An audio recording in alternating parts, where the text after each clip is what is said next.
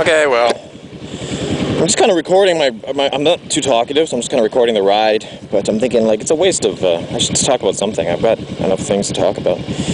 So the topic for this video, even though I'm not in a very talkative mood, so we'll see how this video turns out, is women on motorbikes. Well, you know, the first thing is, when you buy a motorcycle, of course you think it's going to give you an added cool factor, and added cool factor equals better chances with women. And I've already got another video covering this, and I say that in general I find that there's been like once or twice where owning a bike has gone, actually off the top of my head I can only think of one time. There was one time where I went to a party and I walked in the front door and I was carrying my motorcycle helmet.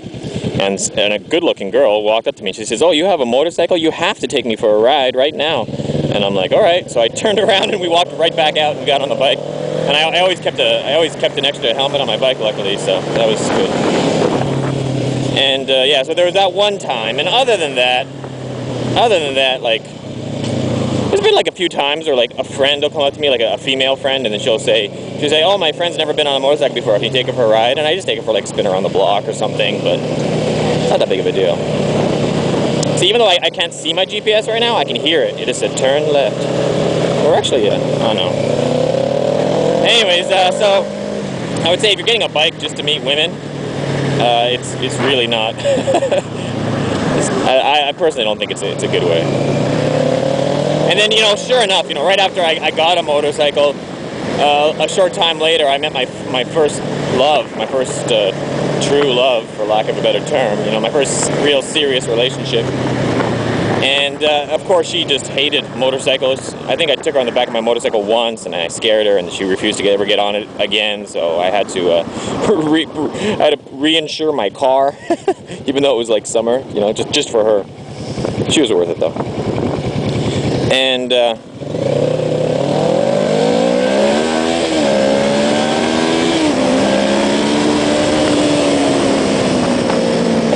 so, yeah, and then, but I've got a few other stories that involve women and my motorcycle. Like,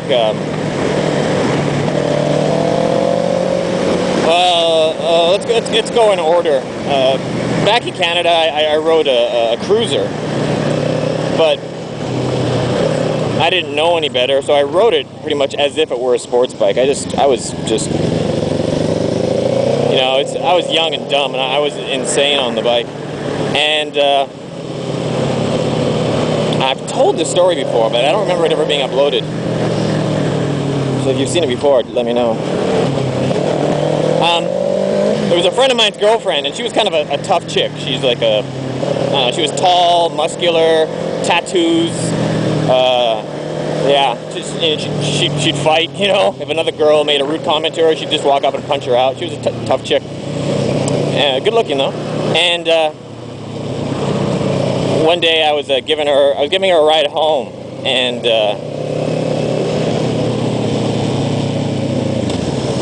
I asked her, like, okay, if you know, I'm like, you know, with a new passenger, whenever you have somebody new on the motorcycle, you have to take a moment to go over the rules with them. Generally, the rules are just where they should put their hands. You know,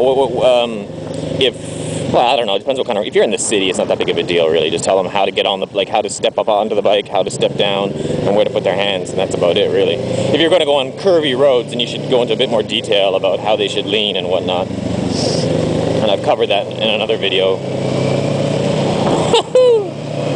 You guys, that was close.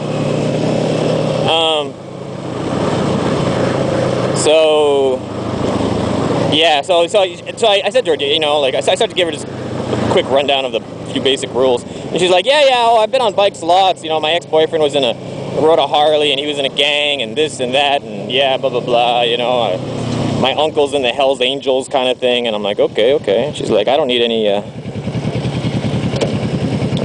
that's nice. It's a red light, you know.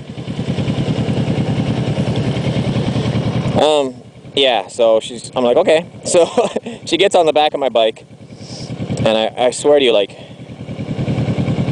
maybe less than 5 minutes later, I'm cruising down it's a 3-lane road, but there's very few lights on it. It's a good speed road, and I'm doing like double the speed limit or more. And I can hear her on the back screaming, but at that speed, I kind of need to concentrate because I'm swerving through traffic at like double the speed limit, and so I'm just kind of concentrating on what I'm doing, and I can hear her on the back screaming, but there's not much I can do while I'm in the middle of concentrating. So I just keep riding, and then.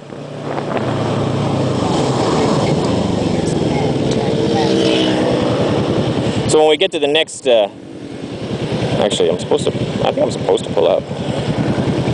Pull out a bit anyways. Yeah, so then when we get to the next set of lights and I finally stop, she's on the back and she's just freaking out. Once the bike stops, she gets off, but she's like hyperventilating, and she's wearing a full face helmet and the visor's closed and the inside had all fogged up because she was breathing so excessively.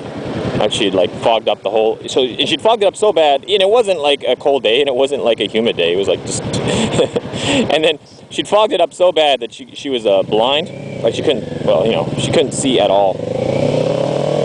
So she's like, I stopped the bike and she knows the bike stopped, but she can't see, and then she gets off the bike because she just wants off of it, and then she starts like stumbling around in a circle.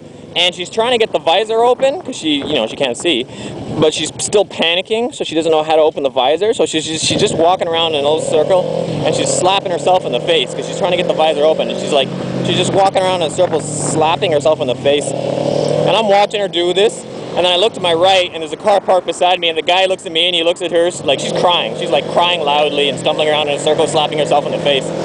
And we just both start laughing. And then I get off my bike and I help her open her visor, and I take the helmet off of her, and then I'm like, okay, I think I moved my bike off to the side, put my 4-ways on, and then I'm like trying to get her back on the bike. We're not that far from her house, but she's like, no, I'm gonna walk, I'm not getting back. And I'm like, I promise I'll go nice and slow, I'll take it easy, you know, I promise, I'm sorry, blah blah blah. So finally she did get back on. Speaking of girls, making girls cry, one time I was